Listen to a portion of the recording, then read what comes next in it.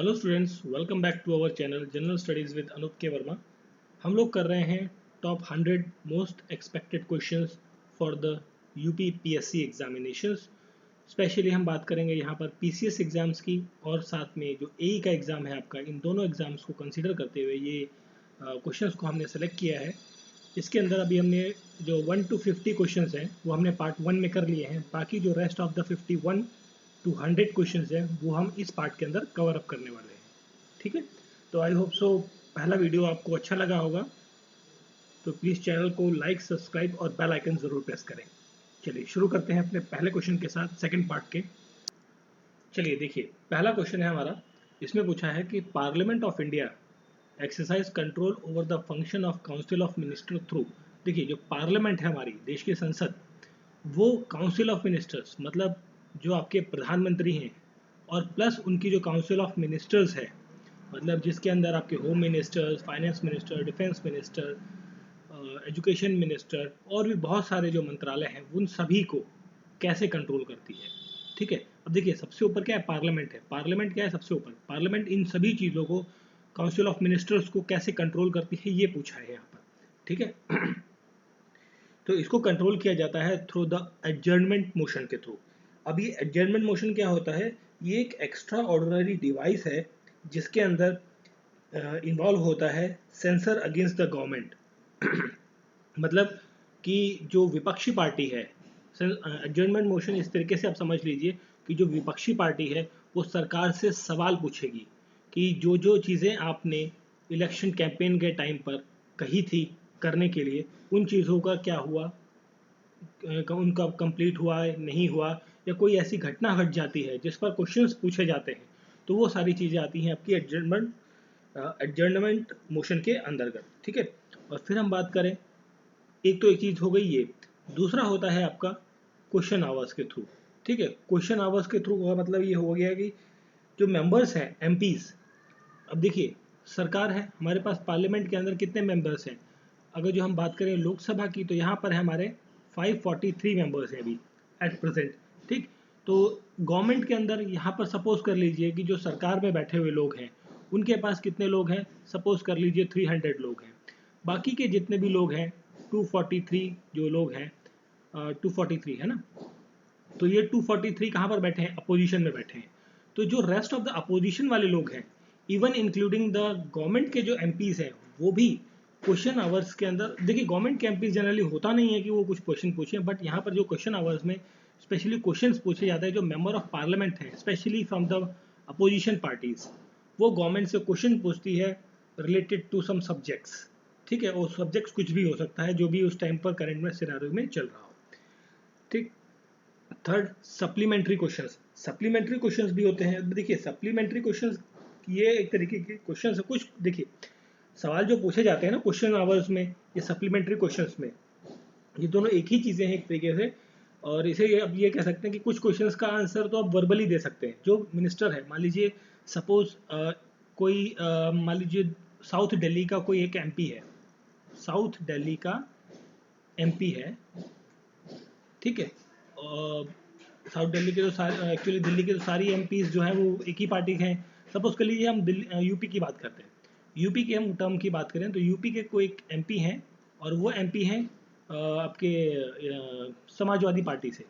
ठीक है, अब वो एमपी जब पार्लियामेंट में गए तो उन वो क्वेश्चन पूछेंगे किसी भी करंट सिनारियो से लेकर जो भी घटनाएं घटित हुई हैं उस बीच के इंटरवल टाइम में, जब सेशन मीट करता है उसके बीच में इंटरवल होता है, उसके अंदर जो घटनाएं घटी हैं उनसे सवाल पूछे जाएंगे। ठीक है, और उन सवालों के थ्रू जो है काउंसिल ऑफ मिनिस्टर्स को कंट्रोल किया जाता है। कंट्रोल इन द सेंस कि देखिए जब आपसे कोई रोक टोक करने वाला, सवाल पूछने वाला होगा ना, तो आप जो है गलत काम नहीं करेंगे, आप एक क्या लिमिट में रहते हैं, है ना। जब होता है ना कोई आपको देखने वाला नहीं है तो आप क्या बहक जाते हैं या फिर आप अपनी मर्जी चलने लगते हैं, तो इस तरह के जो बिहेवियरिंग होता है उसको कंट्रोल किया जाता है। ठीक है, तो यहाँ पर जो तीनों पॉइंट्स हैं, ये तीनों पॉइंट यहाँ पर रहेंगे, एडजर्नमेंट मोशन और आवर क्वेश्चन आवर और सप्लीमेंट्री क्वेश्चन, ये तीनों पार्ट्स जो है ये इन्वॉल्व होते हैं पार्लियामेंट के अंदर, जो कि कंट्रोल करते हैं functioning of council of ministers को। ठीक है, तो करेक्ट आंसर रहेगा option number D. Next question है, which of the following factor limit the sovereignty of Indian parliament. Indian parliament की जो लिमिट है उसके लिए कौन से फैक्टर्स रिस्पॉन्सिबल रहते हैं, उसके लिए आपका written nature of the constitution है, फेडरल सिस्टम है आपका, ठीक है, और जुडिशियल रिव्यू, फंडामेंटल राइट्स, ये सारे पॉइंट्स जितने भी हैं, ये सारी चीज़ें जो है आपके रिस्पॉन्सिबल होती हैं सोवरेनिटी ऑफ द पार्लियामेंट के लिए, ठीक है। तो यहाँ पर जो क्वेश्चन का करेक्ट आंसर रहेगा वो भी रहेगा option number D, all of the above. फिर देखिए नेक्स्ट क्वेश्चन है, इसमें पूछा गया है कि गवर्नर ऑफ द स्टेट, जो राज्य का गवर्नर है, मे act independently from the consultation of legislative assembly. देखिए जो लेजिस्लेटिव असेंबली है उसके अलग अपना ये काम कर सकता है इंडिपेंडेंटली, किन किन केसेस में, ठीक है। अब वो केसेस यहाँ पर आपको दिए गए हैं, ठीक है। अब देखिए यहाँ पर बेसिकली पूछा गया है discretionary power of the governor, discretionary power of the governor के बारे में यहाँ पर बात कही गई है। तो हम यहाँ पर अगर जो बात करें, पहला पॉइंट लिखा है the government has to prove its majority in the session of legislative assembly. अब देखिए अगर जो हम बात करें कि discretionary power of the governor की, ठीक है, तो ये तो रहता है, इसकी हम बात कर लेते हैं, पहले से थोड़ा सा देख लेते हैं, तो हमें थोड़ा सा और क्वेश्चंस को समझने में या पॉइंट्स को समझने में आसानी हो जाएगी। तो देखिए सबसे पहला जो पॉइंट होता है आपका, गवर्नर का ये अधिकार होता है कि वो किसी भी मतलब पर्सन को अपॉइंट कर सकते हैं सीएम, ठीक है, अनटिल मतलब जब उसके पास क्लियर कट मेजोरिटी ना हो असेंबली के अंदर। मतलब मान लीजिए 100 एमएलएज होते हैं, किसी भी पार्टी के पास 50 प्लस मेजोरिटी नहीं है, 51 की मेजोरिटी नहीं है, फिर भी वो किसी भी पार्टी के किसी भी व्यक्ति को, ठीक है, जो उनके पास जाएगा अपने विवेक का इस्तेमाल करते हुए उसको सीएम अपॉइंट कर सकते हैं, ठीक है, पहली बात। दूसरा है कि एक काउंसिल ऑफ मिनिस्टर्स को टर्मिनेट कर सकते हैं, काउंसिल ऑफ जो मिनिस्टर होती है उसको टर्मिनेशन का काम भी कौन कर सकते हैं, गवर्नर कर सकते हैं, ठीक है। कब, जब जो कॉन्फिडेंस मोशन है या बेसिकली जो मेजॉरिटी है वो असेंबली के अंदर एक पार्टी हार जाए, मतलब जो मेजॉरिटी है वो साबित ना हो पाए या मेजॉरिटी लूज हो जाती है, तो उस केस में जो काउंसिल ऑफ मिनिस्टर है इंक्लूडिंग द चीफ मिनिस्टर उसको भंग कर दिया जाता है। बेसिकली विधानसभा भंग करने का जो कार्यक्रम है या काम है वो गवर्नर के द्वारा किया जाता है, ठीक है। और ये तो हो गए, और एक तीसरा एक और इम्पॉर्टेंट पार्ट होता है कि रिजर्वेशन ऑफ बिल, ठीक है, मतलब कोई सा भी एक बिल आया उसको रिजर्व कर लिया गया फॉर द फ्यूचर कंसिडरेशन। अब ये फ्यूचर कंसिडरेशन किसके पास जाएगा भाई, देखिए गवर्नर के पास कोई बिल आया एसेट देने के लिए, मतलब स्वीकृति देने के लिए, गवर्नर क्या किया, उसको रिजर्व कर लिया, रिजर्व कर लिया कि भाई इस बिल को हम आगे राष्ट्रपति जी के पास भेजेंगे, वहाँ से जब वो बिल पास होगा तब आगे जाके ये बिल जो है वो एक्ट बनेगा। तो ये वाली पावर भी किसके पास होती है, गवर्नर के पास होती है, ठीक है। और इनके पास एक और पावर होती है साथ में, वो होती है बिल को रिटर्न करने की, return the bill, return the bill, bill को वापस करने की जो पावर है वो भी इन्हीं के पास होती है, except the money bill. Money bill के अलावा कोई सा भी बिल आएगा, विधेयक आएगा, तो उसको वापस रिकंसिडरेशन के लिए उसको जो विधानसभा है वहाँ पर भेज सकते हैं, ठीक है। और एक पांचवा सबसे महत्वपूर्ण बिंदु वो ये है कि जो रिकमेंड जो गवर्नर है वो रिकमेंड कर सकते हैं प्रेसिडेंट को कि उस राज्य के अंदर, जिस भी राज्य के वो गवर्नर है, वहाँ पर कानून व्यवस्था संविधान के अनुसार नहीं चल रही, तो वहाँ पर जो है वो प्रेसिडेंशियल रूल या फिर जो होते हैं ना स्टेट इमरजेंसी वो लगा दी जाए। तो रिकमेंडेशन ऑफ इमरजेंसी या प्रेसिडेंशियल रूल का जो रिकमेंडेशन है वो भी गवर्नर ही देते हैं। तो ये 5 इंपॉर्टेंट डिस्क्रिशनरी पावर्स हैं गवर्नर की, ठीक। अब आते हैं क्वेश्चन पर। तो पहला लिखा हुआ कि government has to prove its majority in the session, बिल्कुल ये बात बिल्कुल सही है, बट प्रूव करने से पहले जो है गवर्नर उसको अपॉइंट कर सकते हैं एज अ सीएम। ऐसे केसेस आपने कई सारी जगह देखे होंगे। नेक्स्ट है to terminate the council of minister headed by the chief minister when it loses confidence in the legislative assembly, बिल्कुल सिंपल था भाई, अगर जो मेजोरिटी आपने खो दी सभा के अंदर, विधानसभा के अंदर, तो जो है आपकी सरकार गिर जाएगी, सिंपल सी चीज़ है। To reserve any bill for the consideration of the president, ये वाली बात भी हमने सही कर ली। To send back a bill legislative assembly for reconsideration, दोबारा आप पुनः सोचने के लिए भी उसको वापस भेज सकते हैं, ये भी सही है। To seek the consultation of with high court, देखिए यहाँ पर हाई कोर्ट का मैटर नहीं है, हाई कोर्ट से कंसल्टेशन वाली कोई बात यहाँ पर नहीं बनती है, ठीक है। हाई कोर्ट से कंसिडरेशन की कोई यहाँ बात नहीं होती है। तो क्वेश्चन का करेक्ट आंसर हो गया 1 2 3 4। देखिए 1 2 3 4 कहाँ है? Option number A is the correct answer, 1 2 3 4। ठीक है, चलिए फिर देखिए नेक्स्ट क्वेश्चन। इसमें पूछा है which of the following statement is correct, कौन सी स्टेटमेंट यहाँ पर सही है ये पूछा है। तो देखिए सभी स्टेटमेंट को ध्यान से पढ़ेंगे और फिर इसको आंसर करने की कोशिश करेंगे। देखिए एक्चुअली मैं थोड़े से लेंदी क्वेश्चन इसलिए करा रहा हूँ कि कई बार ना इस तरीके से थोड़े से बड़े बड़े क्वेश्चन भी पूछ ले जाते हैं, होते सिंपल है बट क्वेश्चन फ्रेम्ड इस तरीके से होते हैं कि हमें लगता है बहुत बड़ा क्वेश्चन है, टिपिकल क्वेश्चन होगा, बट शांति से जब हम पढ़ते हैं तो हमें लगता है कि मतलब जब पढ़ेंगे शांति से तो हमें फटाफट उसका आंसर, और बहुत ही सिंपल क्वेश्चन होते हैं बेसिकली। ठीक है, वो कहते हैं दिखने में बड़ा दिखता है बट होता छोटा सा ही है। चलिए करेक्ट पूछा है आपने, कौन सी स्टेटमेंट सही है। तो देखिए पहला लिखा हुआ है भारत के अंदर some person can not be appointed as a governor for 2 or more state at the same time. देखिए ये स्टेटमेंट तो आपकी गलत हो जा रही है। क्यों? क्योंकि देखिए आर्टिकल 153 भारत के संविधान का ये कहता है कि हर राज्य का एक गवर्नर होगा। भाई देखिए होता ना कि there should be a president, वैसे ही कि हर राज्य का एक गवर्नर होगा, ये तो कहता है आर्टिकल नंबर 153। बट यहाँ पर एक अमेंडमेंट हुआ था, 7th अमेंडमेंट, ये चीज़ ध्यान रखने वाली है। 7th कॉन्स्टिट्यूशनल अमेंडमेंट एक्ट आया था 1956 के अंदर। इस अमेंडमेंट के तहत ये कहा गया कि एक व्यक्ति दो या दो से ज़्यादा स्टेट्स का एक साथ सीएम गवर्नर रह सकता है। ठीक है, मतलब उसको अतिरिक्त प्रभार जो है वो दूसरे राज्य का दिया जा सकता है, ये चीज़ कही गई थी। यहाँ पर कैन नॉट लगा दिया है तो ये स्टेटमेंट हिसाब से गलत हो जाती है। ठीक है, मतलब दो या दो से ज़्यादा राज्यों का जो गवर्नर बन सकता है एक व्यक्ति, ये चीज़ कब आई थी? 7th अमेंडमेंट एक्ट था 1956 का। ये चीज़ इंपॉर्टेंट है, ध्यान रखिए इस क्वेश्चन को। फिर आगे बात करते हैं, जज of the high court of the state, this is not a state. ठीक है, जज of the high court of the state in India are appointed by the governor of the state just as the high court जजेस of the supreme court are. देखिए यहाँ पूछा गया, इस statement में कहा गया है कि जिस तरीके से सुप्रीम कोर्ट के जजेस की नियुक्ति राष्ट्रपति के द्वारा की जाती है, ठीक है, उसी तरीके से हाई कोर्ट के जजेस की नियुक्ति जो है वो स्टेट के गवर्नर के द्वारा की जाती है। नहीं, ऐसा नहीं है। देखिए चाहे वो हाई कोर्ट हो या फिर सुप्रीम कोर्ट हो, ठीक है, सेशन कोर्ट्स की हम बात नहीं करते हैं, हाई कोर्ट और सुप्रीम कोर्ट की जजेस और चीफ जस्टिस, इन सभी की नियुक्ति जो है प्रेसिडेंट राष्ट्रपति के द्वारा ही की जाती है। गवर्नर का यहाँ पर कोई रोल नहीं रहता। ठीक है, तो ये स्टेटमेंट भी आपकी क्या हो जाती है? गलत हो जाती है। चलिए फिर आगे बढ़ते हैं थर्ड स्टेटमेंट पे। No procedure has been laid down in the constitution of India for the removal of governor from his or her post. अब देखिए भारतीय संविधान के अंदर कहीं भी ऐसा मेंशन नहीं है कि गवर्नर को उसकी पद से हटाने के लिए मतलब कोई एक प्रोसीजर दिया हो, जैसे राष्ट्रपति है या चीफ जस्टिस ऑफ इंडिया है, उनको उनके पद से हटाना है तो इम्पीचमेंट का प्रोसेस है, कई सारे मेथड्स हैं देखने को मिलते हैं। तो इस तरीके से गवर्नर के लिए कोई ऐसा मेथड जो है संविधान के अंदर नहीं दिया गया है।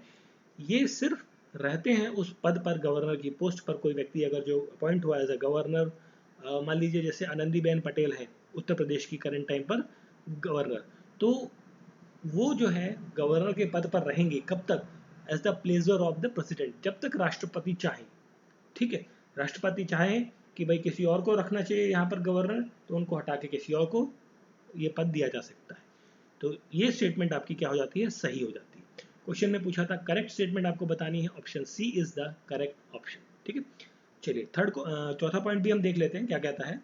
In case of union territory having legislative setup, देखिए लेजिस्लेटिव मतलब विधानसभा है, जैसे दिल्ली और पौंडीचेरी की जो ये बेसिकली क्या है? यूनियन टेरिटरीज है, बट यहाँ पर विधानसभा भी है ना। तो यूनियन टेरिटरी में जहाँ पर विधानसभाएं बनी हैं वहाँ पर चीफ मिनिस्टर की नियुक्ति जो है वो गवर्नर के द्वारा की जाती है ऑन द मेजोरिटी सपोर्ट। देखिए मेजोरिटी सपोर्ट तो रहता ही है, इसमें तो कोई डाउट नहीं, बट इसकी नियुक्ति जो है गवर्नर नहीं करते। इसकी नियुक्ति बेसिकली की जाती है on the name of the president. ठीक है, अपॉइंटमेंट बेसिकली शपथ कह लीजिए आप, गवर्नर दिलाते हैं, बट जो नियुक्ति है वो प्रेसिडेंट के बेसिस पे होती है, प्रेसिडेंट के बिहाफ पर की जाती है, ना कि गवर्नर के। ठीक है, क्योंकि ये यूनियन टेरिटरी है, यूनियन टेरिटरी का जो सर्वे सर्वा होता है वो कौन होते हैं? प्रेसिडेंट होते हैं। ठीक है, तो यहाँ पर ये स्टेटमेंट भी आपकी गलत हो जा रही है। ठीक है, तो क्वेश्चन का correct answer option number C. ठीक है, कई सारी चीज़ें थी, ध्यान रखिए। फिर देखिए अगला क्वेश्चन है, इसमें पूछा गया है कि under which of the following article of the Indian constitution the governor may reserve a bill for the consideration to the president. देखिए अभी हमने बात करी थी ना 2 क्वेश्चन पहले कि जो राज्यपाल हैं उनके पास ये अधिकार होता है, एक डिस्क्रिशनरी पावर, विशेषाधिकार इसे हम हिंदी में कहें, विशेषाधिकार होता है जिसके तहत जो किसी भी बिल को वो रिजर्व कर सकते हैं फॉर द प्रेसिडेंट, कि प्रेसिडेंट उस पर अपनी राय रखें, उसको कंसीडर करें, फिर उसको वापस सदन में भेजा जाए। तो वो किस आर्टिकल के तहत कहते हैं ये पूछा गया है। तो इसके लिए जो आर्टिकल है वो रहेगा 201, article 201 is the correct answer. ठीक है, अब यहाँ पर जो है गवर्नर के पास ना 2-3 चीज़ें होती हैं। ठीक है, क्या कर सकते हैं गवर्नर, जब कोई भी बिल आता है ना तो गवर्नर के पास 3-4 ऑप्शंस रहते हैं। देखिए पहला क्या होता है कि वो क्या कर दे, एसेंट दे दे, मतलब जो बिल है एसेंट द बिल, मतलब जो बिल आया, विधेयक आया, उसको मंजूरी दे दे, पास कर दिया जाए ताकि वो कानून बन जाए। पहली चीज़ तो ये है। वो क्या कर सकते हैं, विद होल्ड कर सकते हैं, विद होल्ड कर सकते हैं बिल को। ठीक है, अपने पास रख सकते हैं, भाई साइड में रख दिया उठा के। ठीक है, तीसरा कर सकते हैं रिटर्न कर सकते हैं, रिटर्न द बिल, बिल जो है उसको वापस कर दिया कि भैया जाइए वापस इसको थोड़ा सा समझिए, मुझे कुछ गड़बड़ लग रही है इस बिल में, वापस से देखिए इसमें क्या क्या और ठीक किया जा सकता है। ये सब चीज़ें के लिए रिटर्न कर सकते हैं। बट यहाँ पर एक्सेप्शन रहती है कि मनी बिल के अलावा जो धन विधेयक बिल होता है उसको छोड़कर। ठीक है, चौथी चीज़, अगर जो ये दोनों हाउसेस से पास हो जाए, ठीक है, मतलब गवर्नर ने, देखिए पहली बार गया गवर्नर के पास तो गवर्नर ने कहा कि भैया इसको जाइए दोबारा से चेक करिए। ठीक, वापस से गया, जो विधानसभा है और विधान परिषद है दोनों में वापस से वो बिना किसी अमेंडमेंट के वापस से फिर से पास हो गया। अब जब वापस से पास होकर गवर्नर के पास गया तो गवर्नर के पास कोई ऑप्शन नहीं बचता, ही has to must give assent, मतलब उसको उस कंडीशन पर जब दोबारा पहुंच गया है तो गवर्नर के पास सिर्फ यही एक चारा है कि वो मंजूरी दे दें उस विधेयक को। ठीक है, और तीसरी पांचवी चीज़, देखिए ये तो हो गई 4 चीज़ें, पांचवी चीज़ ये हो गई कि बिल को वो क्या कर सकते हैं, रिजर्व कर सकते हैं। ठीक है, फॉर द कंसिडरेशन प्रेसिडेंट के लिए, प्रेसिडेंट के पास उसको भेज दिया जाए उनके द्वारा कि भाई प्रेसिडेंट साहब इसको दोबारा से आप चेक करिए कि भाई मुझे इसमें गड़बड़ लग रही है, आप देखिए क्या हो सकता है यहाँ पर। तो इस काम के लिए ये 5 चीज़ें हैं जो गवर्नर के पास ऑप्शंस रहते हैं कि वो क्या क्या कर सकता है किसी बिल के केस में। ठीक है, तो आपका यहाँ पूछा है reservation of the bill, reserve the bill for the consideration of the president के लिए आर्टिकल 201 रहता है। ठीक है, फिर देखिए नेक्स्ट क्वेश्चन है हमारा, इसमें भी डिस्क्रिशनरी पावर, जो विशेषाधिकार है गवर्नर के, उसके बारे में एक सवाल दिया गया है। कुछ स्टेटमेंट्स आपके पास हैं और आपको बताना है कौन सी स्टेटमेंट यहाँ पर सही है। तो देखिए पहली पावर के बारे में बात करेंगे, sending a report to the president of India for imposing the president rule, राष्ट्रपति शासन लगने के लिए जो एक रिपोर्ट है वो गवर्नर जो है वो प्रेसिडेंट ऑफ इंडिया राष्ट्रपति के पास भेजते हैं। बिल्कुल ये स्टेटमेंट तो आपकी सही है, ये डिस्क्रिशनरी पावर जो है वो गवर्नर के पास रहती है कंसर्न स्टेट की। ठीक है, जिसमें भी प्रेसिडेंशियल रूल लग रहा है। ठीक है, नेक्स्ट, अपॉइंटमेंट ऑफ मिनिस्टर। देखिए अपॉइंटमेंट ऑफ मिनिस्टर जो है ये एक्चुअली क्षेत्राधिकार होता है किसका, सीएम का। भाई सीएम चाहे जिस भी व्यक्ति को, जो भी उसके एमएलएज हैं या एमपीज हैं, सॉरी एमएलएज की हम बात करेंगे यहाँ पर क्योंकि हम स्टेट की बात कर रहे हैं, तो जिस भी एमएलए को चाहे वो कोई सा भी पदभार दे सकते हैं, मिनिस्ट्री दे सकते हैं। ठीक है, तो ये गवर्नर के क्षेत्र में नहीं आता। नेक्स्ट है reserving certain bills passed by the state legislature for the consideration of the president. बिल्कुल रिजर्वेशन मतलब रिजर्व करना, संरक्षित कर लेना किसी बिल को जो कि राज्य की जो विधानसभा है उसने पास किया है प्रेसिडेंट की कंसिडरेशन के लिए, तो ये भी क्षेत्राधिकार आता है आपका गवर्नर का। नेक्स्ट है making rules to conduct the business of the state government. नहीं, ये एक्चुअली जो स्टेट लेजिस्लेचर होता है, विधायिका होती है, ये उसका काम होता है, या कह लीजिए कि सरकार का काम है, ना कि गवर्नर का। तो ये स्टेटमेंट भी आपकी गलत हो जाती है। तो देखिए यहाँ पर पहली स्टेटमेंट और थर्ड स्टेटमेंट सही है, तो क्वेश्चन का करेक्ट आंसर रहेगा option number B, 1 and 3 are the correct statements. ठीक है, नेक्स्ट क्वेश्चन है, in which one of the following period of the for the state legislative council retain the ordinary bill.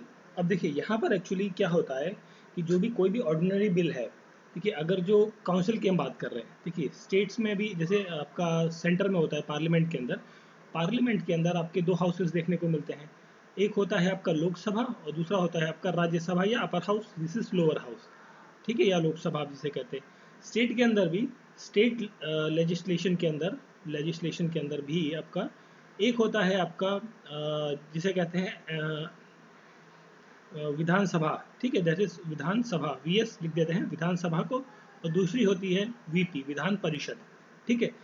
English में इसे हम council कहते हैं, legislative council, और ये होता है आपका लेजिस्लेटिव असेंबली, ठीक है। जिन स्टेट्स में ये दो असेंबलीज हैं, ये क्वेश्चन उन पर्टिकुलर स्टेट्स के लिए बात करता है, क्योंकि देखिए भारत के अंदर जो जितने भी राज्य हैं उनमें से 6 राज्यों के अंदर जो है आपकी स्टेट लेजिस्लेटिव काउंसिल आपको देखने को मिलती है, ठीक है। अब बात करते हैं क्वेश्चन की। तो क्वेश्चन में ये पूछा है कि कितने पीरियड के लिए जो ऑर्डिनरी बिल है वो काउंसिल जो है या अपर हाउस उसको होल्ड कर सकता है। अब यहाँ पर बात आती है, तो देखिए अगर जो इसके लिए आर्टिकल 197, ठीक है, 197 जो है भारतीय संविधान का, उसमें ये कहा गया है कि बिल जो है अगर जो लेजिस्लेटिव असेंबली जो लोअर हाउस है स्टेट का, उसने बिल को पास किया और उसको कहाँ भेज दिया गया, लेजिस्लेटिव काउंसिल जो विधान परिषद है, ठीक है, वहाँ पर भेज दिया गया, और विधान परिषद इसमें कोई एक्शन नहीं लेता है, कब तक, 3 मंथ्स तक, ठीक है, 3 महीने तक ये एक्शन नहीं लेता है, क्योंकि देखिए हर 3 महीने में मतलब 6 महीने में 2 बार तो सदन को मिलना ही होता है, बट जनरली जो है 4 महीने में 3 महीने के अंतराल पे सदन का कोई ना कोई मीटिंग का टाइम आ ही जाता है। तो 3 महीने तक इस पर कोई एक्शन नहीं लिया जाता, तो फिर वापस से जो आपकी लेजिस्लेटिव असेंबली है वापस उस बिल को इंट्रोड्यूस करती है, पास कराती है अपने यहाँ से, फिर वापस भेजती है लेजिस्लेटिव काउंसिल के पास। यहाँ पर वो फिर से 1 महीने तक प्लस 1 मंथ मोर, मतलब 3 महीने तो इसने लटका ही दिया था, फिर ये कैंसिल आउट हो गया, रूल्ड आउट हो गया, फिर वापस से इसने बनाया, वापस भेजा, फिर ये 1 महीने तक इसको रख सकती है। अगर जो 1 महीने के अंदर इसको पास नहीं किया काउंसिल ने, तो ये बिल माना जाता है पास्ट, ऑटोमेटिकली पास्ट माना जाता है फ्रॉम बोथ द हाउसेज, और फिर ये गवर्नर के पास चला जाता है एसेंट के लिए। कुल मिला के अगर जो हम यहाँ बात करें तो ऑर्डिनरी बिल के केस में लेजिस्लेटिव काउंसिल के पास कितना टाइम है कि उतने देर वो डिटेन कर सकती है या बिल को रोक सकती है, वो है मैक्सिमम 4 मंथ। यहाँ पर करेक्ट आंसर रहेगा 4 मंथ, ठीक है, ये चीज़ ध्यान रखिएगा 4 मंथ। 3 महीने तो शुरुआत में, फिर दोबारा राउंड में जब घूम कर आई तो वहाँ पर एडिशनल 1 मंथ उसको मिलता है, ठीक है, तो करेक्ट आंसर 4 होगा, ठीक है। आर्टिकल 197 भी यही बात कहता है जो मैंने अभी आपको समझाई है। नेक्स्ट क्वेश्चन पूछा गया है कि बहुत सारी स्टेटमेंट दी गई हैं, 3 स्टेटमेंट्स हैं, तो इसमें से कौन से स्टेटमेंट सही हैं गलत है आपको ये बताना है। देखिए पहली स्टेटमेंट दिया हुआ है कि ordinance making power of the governor is a discretionary power. देखिए ऑर्डिनेंस इशू करने का जो पावर है वो गवर्नर का एक विशेषाधिकार है इन नेचर में, नहीं, ऐसा नहीं होता है। दिस स्टेटमेंट इज रॉन्ग, क्योंकि देखिए जो ऑर्डिनेंस मेकिंग पावर है ये डिस्क्रिशनरी नहीं, ये प्रोमोलगेटेड या withdrawn from the ordinance. Basically देखिए एक्चुअली जो ऑर्डिनेंस है ये डिस्क्रिशनरी का मतलब ये हो गया ना कि सिर्फ वही कर सकता है, कोई इसमें हस्तक्षेप नहीं करेगा, है ना, तो ये वाला पावर तो है नहीं। जो गवर्नर ऑर्डिनेंस इशू करता है वो करता है advice of on an aid of advice of council of minister, और उस काउंसिल ऑफ मिनिस्टर को जो हेड कर रहे होते हैं वो कौन कर रहे होते हैं, चीफ मिनिस्टर। मतलब कुल मिला के सरकार की एडवाइस पर गवर्नर जो है वो ऑर्डिनेंस इशू करते हैं। यहाँ पर इनका डिस्क्रिशनरी पावर या विशेषाधिकार वाला जो बात है वो नहीं आती, ठीक। पहले स्टेटमेंट आपकी गलत। सेकंड स्टेटमेंट बात करते हैं, governor can suspend the death sentence. बिल्कुल ये चीज़ तो सही है। देखिए गवर्नर के पास जो है माफ़ करने का मतलब पार्डन करने का अधिकार नहीं है। मतलब डेथ सेंटेंस अगर जो किसी को मिली हुई है मृत्यु की सज़ा, तो उसको माफ़ करने का जो अधिकार है, राइट है, जो वो सिर्फ प्रेसिडेंट ऑफ इंडिया को है, ठीक है। उनके अलावा ये अधिकार किसी के पास नहीं है, गवर्नर के पास भी नहीं है। बट हाँ, यहाँ पर जो गवर्नर है जो डेथ सेंटेंस है उसको सस्पेंड कर सकते हैं। मतलब जैसे मान लीजिए 10 मई को किसी को फांसी होनी थी तो उसको सस्पेंड कर सकते हैं कुछ टाइम के लिए, फॉर कुछ कंसिडरेशन करने के लिए या रिमिट कम्यूट्स के लिए, मतलब कुछ कारण, एक सॉलिड वजह की वजह से उसको सस्पेंड कर सकते हैं, मतलब कुछ दिनों के लिए। आगे खींच सकते हैं, बट यहाँ पर कोई चेंजेस नहीं कर सकते, यहाँ पर चेंज करने का भी अधिकार नहीं है। सस्पेंड मीन्स डेट को आगे कर सकते हैं, पोस्टपोनमेंट वाला काम कर सकते हैं, बट यहाँ पर कैंसल आउट या माफ़ करने वाला काम जो है वो इनका अधिकार नहीं रहता है गवर्नर का। तो ऑप्शन 2 तो करेक्ट है यहाँ पर स्टेटमेंट के अकॉर्डिंग। नेक्स्ट है option 3, sorry statement 3, ministerial advice is binding on the governor. देखिए जो मिनिस्ट्री का जो एडवाइस है, देखिए एक्चुअली इसके लिए एक अमेंडमेंट हुआ था, ठीक है, अमेंडमेंट था आपका 42nd अमेंडमेंट एक्ट, ठीक है, इसके बारे में तो सभी ने सुना ही होगा। 42nd अमेंडमेंट एक्ट में ये हुआ था कि जो मिनिस्टर्स हैं वो एडवाइस देंगे, मतलब एक तरीके से इस अमेंडमेंट के तहत जो मिनिस्ट्री की जो एडवाइस है वो बाइंडिंग हो जाएगी प्रेसिडेंट पर, बट प्रेसिडेंट पे तो बाइंडिंग हो रही है इस अमेंडमेंट के थ्रू। किस पर बाइंडिंग हो रही है? बाइंडिंग हो रही है कि भाई मिनिस्टर ने जो कहा वो किसको करना पड़ेगा? प्रेसिडेंट को, राष्ट्रपति को वो चीज़ माननी ही पड़ेगी अगर जो प्रेसिडेंट या फिर जो काउंसिल ऑफ मिनिस्टर या फिर जो पीएम कहें। But in case of the governor, हम बात कर रहे हैं यहाँ पर गवर्नर की, तो गवर्नर के केस में ऐसा नहीं है, ठीक है। गवर्नर अपना जो गवर्नर का जो विशेषाधिकार है वो कहा जाए तो प्रेसिडेंट से थोड़ा सा बड़ा आपको देखने को मिलता है, वाइडर देखने को मिलता है, ठीक है। तो बाइंडिंग नहीं है यहाँ पर इस गवर्नर के पास जो है थोड़ा सा ज़्यादा अधिकार आपको देखने को मिलता है। एडवाइस माने ना माने वो उनके ऊपर डिपेंड करता है थोड़ा सा। तो यहाँ पर इससे ये स्टेटमेंट आपकी गलत हो जाती है। तो करेक्ट स्टेटमेंट आपकी सेकंड नंबर की है, तो क्वेश्चन का करेक्ट आंसर रहेगा option number B, only 2 statements are correct. Okay, next question. अब देखिए इसमें पूछा है which of the following state, वो कौन सा राज्य है जिसमें एक्सेप्शन है, बेसिकली एक एक्सेप्शन के बारे में पूछा गया है यहाँ पर, to the provision of article 170 article जो है वो ये कहता है कि स्टेट लेजिस्लेटिव असेंबली, मतलब किसी भी राज्य की जो विधानसभा होगी उसके अंदर मिनिमम जो है 60 मेंबर्स होने चाहिए। मतलब जो विधानसभा का साइज है, साइज ऑफ द असेंबली, ठीक है, लेजिस्लेटिव असेंबली का जो साइज है वो 60 से कम नहीं होना चाहिए, मिनिमम 60 तो वहाँ पर होना ही चाहिए। बट यहाँ पर एक्सेप्शन की पूछी किस राज्य में ऐसा है कि भाई वहाँ 60 से भी कम है, तो वो एक राज्य है आपका सिक्किम। सिक्किम के अंदर पहले थे जब ये बना था उस टाइम पर इसमें 30 विधानसभा सीटें थी, और अब जो है बढ़कर यहाँ पर 32 विधानसभा सीटें देखने को मिलती हैं। वो इसलिए क्योंकि यहाँ पर डेंसिटी बहुत कम है, छोटा एरिया है, एरिया से चलिए वो तो दूसरी बात है, बट यहाँ पर क्या है, पॉपुलेशन काफ़ी कम है, इसलिए यहाँ पर रिप्रेजेंटेशन ऑफ द पीपल भी काफ़ी कम देखने को मिलता है। इसके बाद गोवा का भी नंबर आता है, ठीक है। एक्सेप्शन में देखिए गोवा भी आ सकता था, बट यहाँ पर गोवा ऑप्शन दिया नहीं है, है ना। तो यहाँ पर जो करेक्ट आंसर रहेगा वो रहेगा सिक्किम, और गोवा भी आपका ऑप्शन रह सकता है यहाँ पर, ठीक है। और इसके लिए जो पर्टिकुलर पार्ट है, देखिए 170 नंबर आर्टिकल तो है, बट यहाँ पर एग्जैक्टली हम बात करें 170/(1), ये वाला जो पार्ट है वो इस एक्सेप्शन के बारे में बात करता है, ठीक है। क्वेश्चन का करेक्ट आंसर ऑप्शन नंबर ए, सिक्किम। और एक चीज़ साथ में ये है कि देखिए 60 से कम तो नहीं होने चाहिए, बट मैक्सिमम लिमिट क्या है वो भी तो पता होनी चाहिए। देखिए 60 तो मिनिमम हो गया भाई, मिनिमम 60 तो आपको रखने हैं विधानसभा के अंदर, है ना।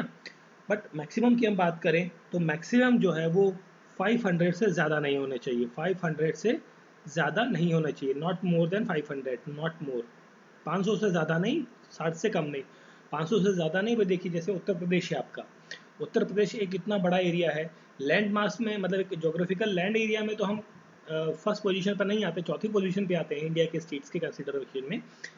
बट अगर जो हम बात करें पॉपुलेशन की, तो 2011 के सेंसस के अकॉर्डिंग जो उत्तर प्रदेश है उसकी पॉपुलेशन लगभग 20 करोड़ के आसपास थी, 22 करोड़ के आसपास की पॉपुलेशन थी, ठीक है। बढ़ गई होगी, लगभग 25 करोड़ के आसपास शायद पहुंच गई हो मे बी, तो लगभग 22 करोड़ थी। तो भारत में सबसे बड़ा पॉपुलेशन के हिसाब से ये राज्य है। और यहाँ पर कितनी आपकी असेंबलीज की सीट है ये तो आपको पता ही होगा, अभी इलेक्शन हुआ था रिसेंटली, 403। सबसे ज़्यादा जो एमएलएज की सीट्स हैं वो है आपकी उत्तर प्रदेश के अंदर 403, ठीक है, ये भी आपको ध्यान रखना है। और यहाँ पर काउंसिल भी है, लेजिस्लेटिव काउंसिल, वो भी आपको पता होनी चाहिए, उसमें कितने मेंबर्स होते हैं, 100 मेंबर्स यहाँ पर आपको देखने को मिलते हैं। एमपीज़ की संख्या 80 रहती है यहाँ पर उत्तर प्रदेश में, क्योंकि हम उत्तर प्रदेश से स्पेसिफिक बात कर रहे हैं। और एमपीज़ के साथ, एमपीज़ में भी ये लोकसभा के लोग हैं, लोकसभा वाले। और राज्यसभा या अपर हाउस की हम बात करें तो वहाँ के लिए होते हैं 32 लोग, ठीक है। फिर देखिए नेक्स्ट क्वेश्चन है, इसमें पूछा गया कि which among the following is the final authority to decide any question relating to the disqualification of a member of the House of the Legislative।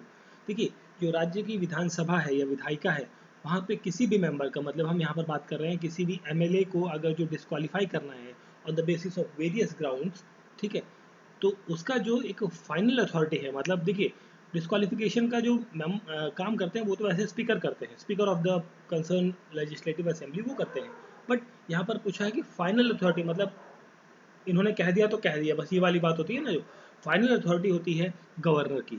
Option A जो है रहेगा करेक्ट आंसर, और इसके बारे में दिया गया है 191 का जो आर्टिकल है उसके अंदर, ठीक है। और इस 191 के क्लॉज 1 के अंदर, क्लॉज फर्स्ट जो है उसके अंदर इस बारे में बताया गया है कि गवर्नर का जो डिसीजन है वो क्या होगा, फाइनल होगा इस केस में। बट गवर्नर जब अपना डिसीजन लेंगे तो डिसीजन लेने से पहले वो अपना एक सेकंड ओपिनियन, मतलब होता है ना सलाह लेना, तो ये सलाह लेंगे किसकी, इलेक्शन कमीशन की, ठीक है, निर्वाचन आयोग की जो है वो लेंगे अपनी, मतलब राय लेंगे फाइनल डिसीजन बताने से पहले। तो governor is the correct answer, option number A. Next question है, the speaker continues to speak even after the dissolution of the assembly. देखिए, जब विधानसभा भंग हो जाती है तो स्पीकर का जो पद है, मतलब वो जो अपनी कुर्सी है, चेयर है, उसको खाली नहीं करते हैं। क्यों? देखिए इसमें पूछा गया कि अंटिल, कब तक नहीं खाली करते हैं ना, speaker continues to be the speaker until even the dissolution of assembly.